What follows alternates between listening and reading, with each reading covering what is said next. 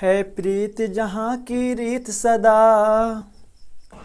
है प्रीत जहाँ की रीत सदा, मैं गीत वहाँ का गाता हूँ। भारत का रहने वाला हूँ, भारत की बात सुनाता हूँ। है प्रीत जहाँ की रीत सदा, मैं गीत वहाँ का गाता हूँ। भारत का रहने वाला हूँ, भारत की बात सुनाता हूँ। हेलो बच्चों, आप सभी को स्वागत है अपने यूट्यूब चैनल एनआर क्लासेज में। मैं नीतीश कुमार। हम सब अभी के वीडियो में बात करेंगे क्लास 12th का बायोलॉजी के बारे में। हम सब शुरू करेंगे आज बायोलॉजी चैप्टर, और आपको बायोलॉजी चैप्टर का पूरा सब्जेक्ट का पूरा चैप्टर का मिलेगा सीरीज पार्ट बाई पार्ट करके। तो देखते हैं हम सब क्लास 12th की बायोलॉजी में क्या क्या पढ़ना है, और हम सब शुरू करेंगे आज जो भी पार्ट पढ़ना होगा। ठीक है, हम सब फर्स्ट पार्ट को शुरू करते हैं। क्लास 12th के बायोलॉजी में आपको 5 यूनिट पढ़ना है। ठीक है, जिसमें पहला पढ़ना है जनन रिप्रोडक्शन। उसमें भी पढ़ना है 4 इकाई पढ़ना है। पहला है जीवों में जनन, दूसरा है पुष्पी पौधों में लैंगिक जनन, फिर है मानव जनन, और फिर क्या है फिर क्या जनन संबंधित रोग और ठीक है स्वास्थ्य के बारे में। तो हम सब जनन पाठ का सबसे पहला फर्स्ट यूनिट शुरू करते हैं जीवों में जनन, और समझते हैं जीवों में जनन क्या है, जनन किसे कहते हैं, जनन किस और कितना प्रकार का होता है। हम सब छोटी छोटी बातों को कवर करेंगे। ठीक है, चलिए। और हाँ, चैनल पर नए हैं तो सब्सक्राइब कर देंगे और बगल में घंटे को ऑन कर देंगे। ठीक है, और अपने मित्रों को शेयर कर दीजिएगा। और आपको बायोलॉजी का पूरा सिलेबस मिलेगा, पूरा एक संपूर्ण आपका चैप्टर कराया जाएगा हर पार्ट हर बायोलॉजी चैप्टर का। तो पहला जो पार्ट है हम सबको पढ़ना है वो पढ़ना है जनन पाठ। और जनन में पहला जो पढ़ना है क्या, जीवों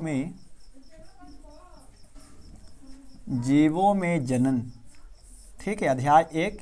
हाँ, वीडियो पार्ट बाई पार्ट करके मिलेगा। ठीक है, और छोटी छोटी वीडियो होगा, 1 मिनट 10 मिनट का 15 मिनट का वीडियो होगा, और आपको कवर कराया जाएगा हर चैप्टर में। ठीक है, चलिए तो समझते हैं पहले जनन होता क्या है उसके बारे में।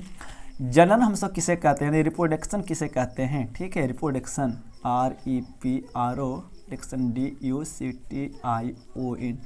रिप्रोडक्शन क्या है, तो रिप्रोडक्शन क्या है कि जब कोई भी जीव है ना, जब कोई भी जीव अपने जैसा नए संतान की उत्पत्ति करता है तो हम सब इस प्रक्रम को क्या कहते हैं, जनन कहते हैं। ठीक है, जब कोई भी जीव अपने जैसा जनन की क्रिया करके एक नए संतान की उत्पत्ति करता है तो हम सब इस प्रक्रम को क्या कहते हैं, जनन कहते हैं। ठीक है, हाँ, जो बातें रहेगा हम उसको बोर्ड पर लिख देंगे, और बाकी कुछ बातें को आपको बोलेंगे, उसको याद रखिएगा और कॉपी में नोट कीजिएगा। ठीक है, इसको तो ये तो हो गया जनन क्या है कि जीवों में जब कोई भी जीव अपने जैसा संतान की उत्पत्ति करता है तो हम सब उसे जनन कहते हैं। यदि हम जनन की बात करें तो देखिए, एक सवाल भी क्या लोग पूछते हैं कि जनन, यदि सर कोई जीव जनन नहीं करेगा तो क्या जीवों पर क्या प्रभाव पड़ेगा। तो सुनिए क्या होगा कि जब कोई भी जीव जनन की क्रिया नहीं करेगा तो क्या होगा, उस जीव में किसी प्रकार का तो रोग उत्पन्न नहीं होगा, लेकिन हाँ एक ऐसा समय आएगा कि उस पीढ़ी क्या जो होगा, जनक होगा, कोई जीव होगा, उसको लंबे समय के बाद क्या होगा, उस पीढ़ी का अंत हो जाएगा, यानी पृथ्वी पर से उस जीव का वह जीव क्या होगा, विलुप्त हो जाएगा, उसका अस्तित्व ही समाप्त हो जाएगा। तो कोई भी जीव क्या करता है कि अपने अस्तित्व को बनाए रखने के लिए एक है ना लंबे अपने पीढ़ी को बनाए रखने के लिए कोई भी जीव संतान क्या करता है, जनन की क्रिया करता है। यदि जनन की क्रिया नहीं करेगा तो उस जीव का पृथ्वी से अंत हो जाएगा, उसका अस्तित्व खत्म हो जाएगा। तो जनक से क्या होता है, एक नए संतान की उत्पत्ति होता है, और जो जनक भाग लेते हैं, जब वो एक नए संतान की उत्पत्ति करता है तो उसका जनक क्या होता है, फिर डेथ कर जाता है, फिर उसका पीढ़ी दर पीढ़ी विकास होता रहता है। तो ये जनन होता है। जनन की यदि हम बात करें तो जनन 2 प्रकार का होता है। पहला क्या है, नंबर 1 में होता है लैंगिक जनन, हम सब इसमें सब बातों को कवर करेंगे। और दूसरा होता है अलैंगिक जनन। ठीक है, क्या होता है दूसरा, अलैंगिक जनन होता है, यानी सेक्सुअल रिप्रोडक्शन। ठीक है, पहला क्या है, सेक्सुअल रिप्रोडक्शन।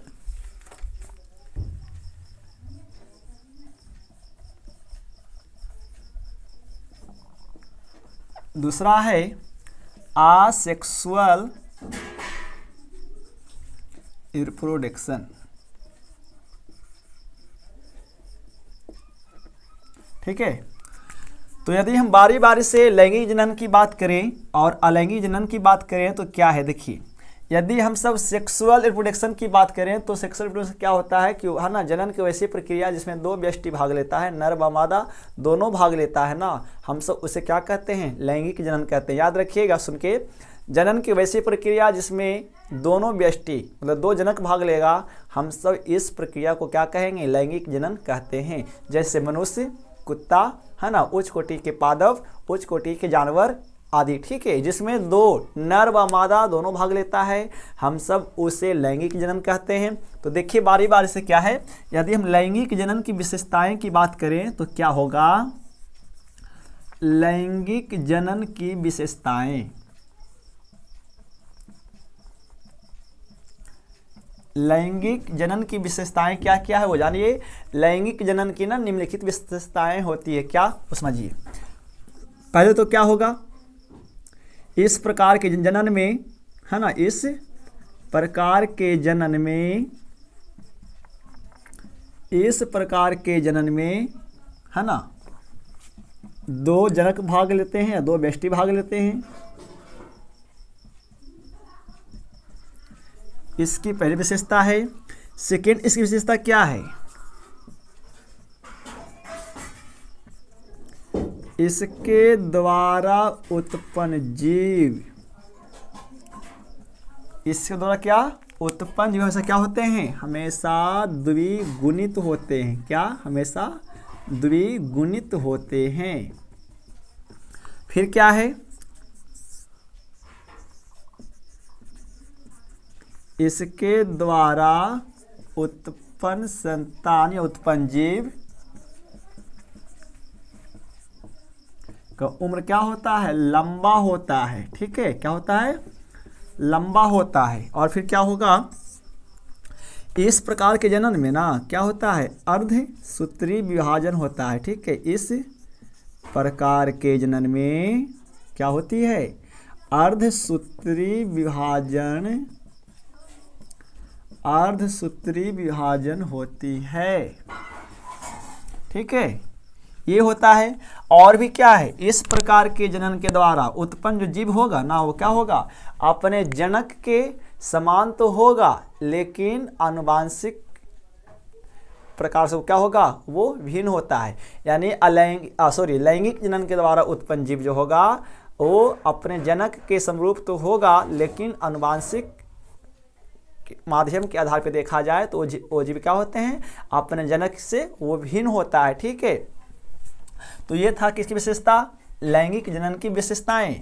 आगे आइए देखते हैं अलैंगिक जनन की विशेषता क्या होता है उसके बारे में, और अलैंगिक जनन क्या होता है। ठीक है, तो हम सब अब क्या पढ़ेंगे, आसेक्सुअल रिप्रोडक्शन क्या है उसके बारे में आइए जानते हैं।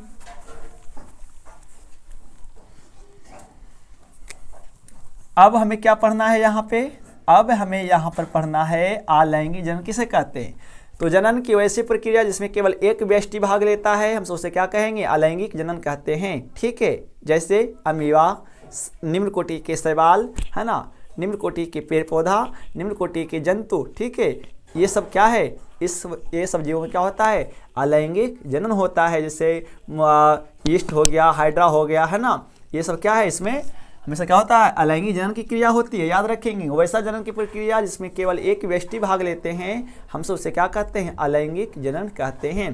तो अब आइए जानते हैं क्या कि अलैंगिक जनन की विशेषताएं क्या है। ठीक है, तो देखिए यदि हम सबसे पहली विशेषता की बात करें तो अलैंगिक जनन के द्वारा उत्पन्न जीव, ठीक है, क्या, इसके द्वारा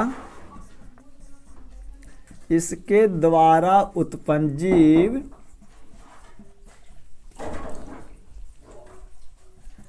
का उम्र कम होता है। ठीक है, इसमें फिर क्या है, इसमें समसूत्री विभाजन होता है, समसूत्री विभाजन होता है। फिर क्या है, इसमें केवल इसमें केवल एक व्यष्टि भाग लेता है, मतलब केवल एक जनक भाग लेता है। और इसकी विशेषता क्या है वो जानिए।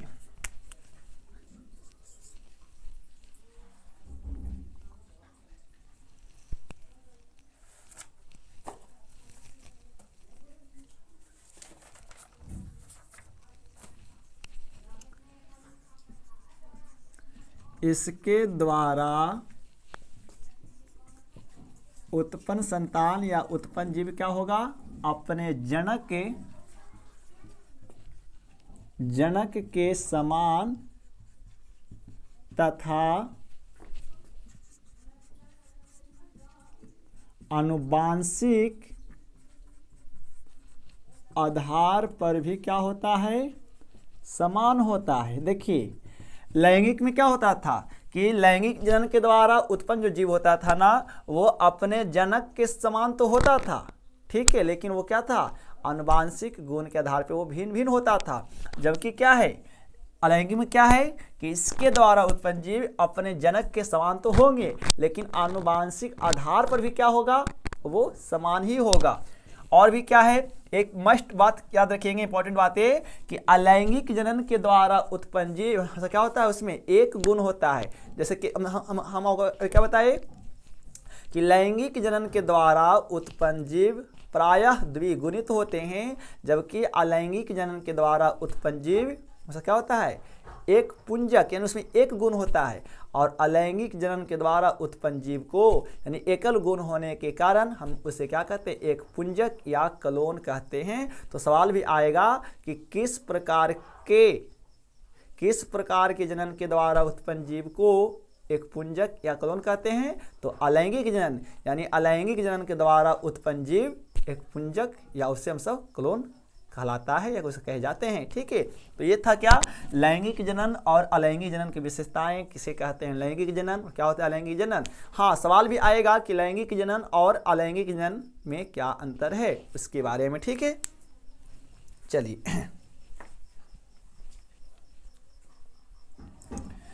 अब आइए, ये तो जनन हो गया। जनन क्या है, जनन किसे कहते हैं, जनन कितना प्रकार का होता है, उसकी क्या क्या विशेषताएं हैं। अब आइए हम सबको पढ़ना है क्या, जीवन अवधि के बारे में। जीवन अवधि क्या है, क्योंकि पृथ्वी पर रहने वाले सभी जीवों का है ना जो जीवन जो उम्र है, जो जीवन काल है वो अलग अलग है, ठीक है। तो हम सब समझिए आते हैं कि जीवन अवधि या जीवन काल किसे कहते हैं, या हम सब टाइम पीरियड भी कहते हैं, ठीक है। तो हम सबको जो अगला पढ़ना है टॉपिक को क्या पढ़ना है, जीवन काल या जीवन अवधि, ठीक है। तो जीवन काल क्या है, कोई भी जीव के जन्म से लेकर के प्राकृतिक मृत्यु के बीच के है ना समय अवधि को हम सब क्या कहते हैं, जीवन अवधि या जीवन काल कहते हैं। याद रखिएगा, कोई भी जीव के जन्म से लेकर के प्राकृतिक मृत्यु तक के बीच के समय को हम सब क्या कहते हैं, जीवन अवधि कहते हैं, ठीक है। अब देखिए, तो ये तो हो गया क्या, जीवन काल, कि कोई भी जीव के जन्म से लेकर के मृत्यु तक के कोई भी जीव के जन्म से लेकर के प्राकृतिक मृत्यु के बीच के समय अंतराल को हम सब क्या कहते हैं, जीवन काल या जीवन अवधि कहते हैं। अब जीवन काल की कितनी अवस्थाएं होती है, तो ये जानिए जीवन काल की 3 अवस्था होता है। क्या क्या, यदि हम जीवन काल की अवस्था के बारे में बात करें, जीवन काल के अवस्था या अवस्थाएं इसको बोल सकते हैं आप। तो जीवन काल की अवस्थाएं क्या होता है, जीवन काल को हम समझा 3 भागों में बांटकर अध्ययन करते हैं। क्या, देखिए पहला क्या है, किशोरा अवस्था। पहला क्या है, किशोरा की अवस्था या किशोरा अवस्था। दूसरा क्या है, जनन की अवस्था, जनन की अवस्था। और तीसरा है मृत्यु या जीर्णा की अवस्था, है ना, मृत्यु या जीर्णा की अवस्था।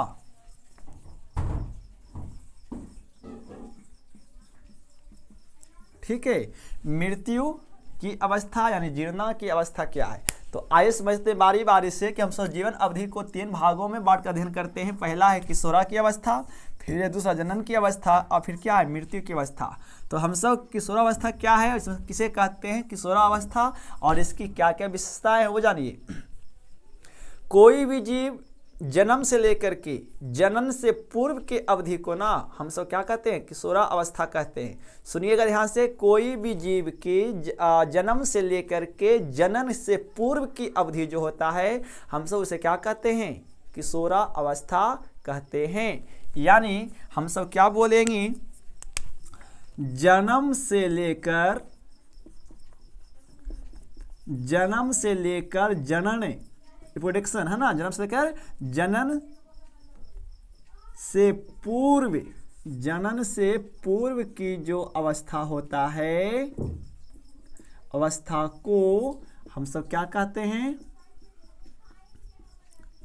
किशोरा अवस्था कहते हैं। ठीक है, क्या कहते हैं इसको हम सब किशोरा अवस्था कहते हैं। जन्म से लेकर के जनन से पूर्व की अवस्था को हम सब किशोरा अवस्था कहते हैं।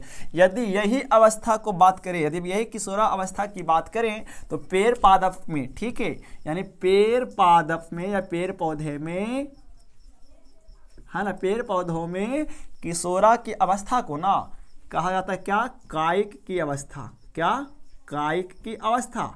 यानी जब कोई जीव जंतु में जन्म से लेकर के जनन से पूर्व की जो अवस्था होगा हम सब उस अवस्था को क्या कहेंगे किशोरा की अवस्था। लेकिन यदि हम यही तुलना इस पेड़ पौधा में करें तो यदि कोई पेड़ जन्म से लेकर के शिशु जब कोई पेड़ पौधा होता है तो वहाँ से लेकर के जब तक कोई पेड़ फूल और फल नहीं देता है तो उस अवस्था को हम सब क्या कहेंगे कायिक की अवस्था। यदि किशोरा अवस्था जीव जंतु के लिए होता है, मानव के लिए होता है, जबकि उसी अवस्था यदि उसी अवस्था को बात करें पेड़ पौधा में तो हम सब उस अवस्था को क्या कहते हैं कायिक की अवस्था कहते हैं। ठीक है, तो याद रखेंगे पेड़ पौधे में किशोरा की अवस्था को कायिक अवस्था कहा जाता है, जबकि जीव जंतु में जन्म से लेकर के जनन से पूर्व की अवस्था जो होता है वो क्या है आपका किशोरा अवस्था कहलाता है।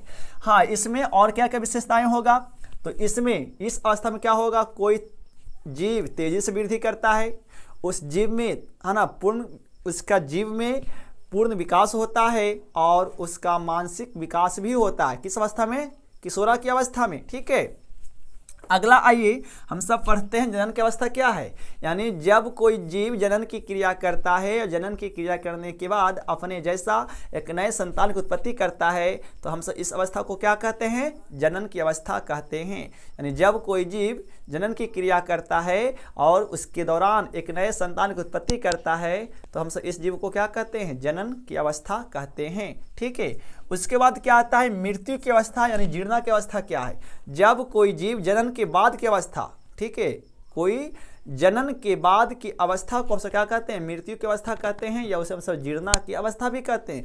क्योंकि क्या होगा जनन के बाद क्या होगा, यानी मान लीजिए कोई जीव जनन की क्रिया किया, जनन की क्रिया करने के बाद वो अपने जैसा एक नए संतान की उत्पत्ति करेगा और फिर क्या होगा वह जीव कुछ समय के बाद वो डेथ कर जाएगा।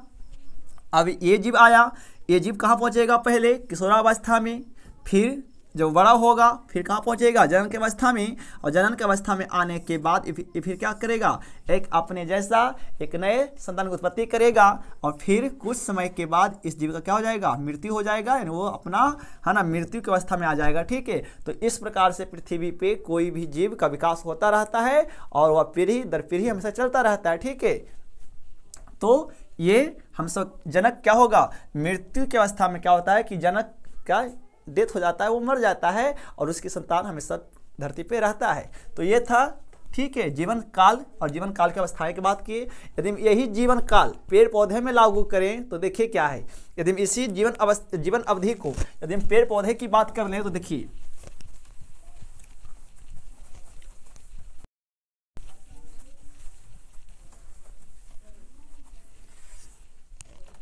यदि हम यही जीवन काल पेड़ पौधे के लिए लागू करें ना तो देखिए क्या होता है, समझिएगा। जीवन अवधि या सब लिखिए इसे करके,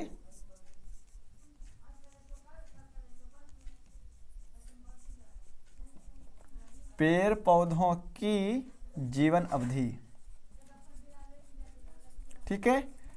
तो पेड़ पौधों की जीवन अवधि की बात करें तो पेड़ पौधों की जीवन जो अवधि होता है इसको हम सब दो भागों में बांटते हैं। क्या क्या?